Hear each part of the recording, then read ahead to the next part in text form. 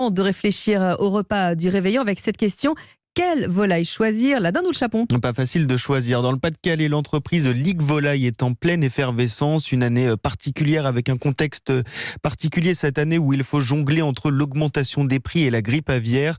Pourtant, la période est cruciale. L'entreprise de 80 éleveurs écoule pendant les fêtes près de 40 000 volailles.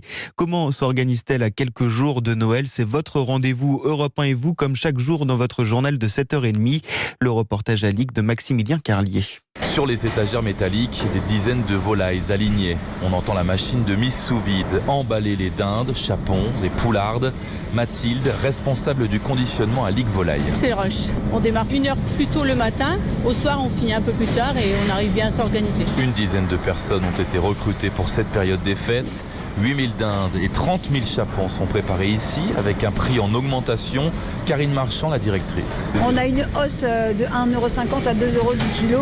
La volaille, la belle rouge, Ligue, c'est 75% de céréales. Blé, maïs, soja, les trois qui ont été impactés par la guerre d'Ukraine. Ajoutez à cela l'emballage qui a flambé, explique-t-elle, plus 30%.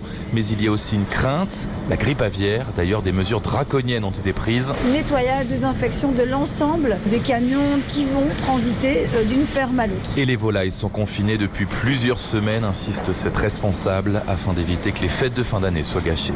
Ligue, Maximilien Carlier.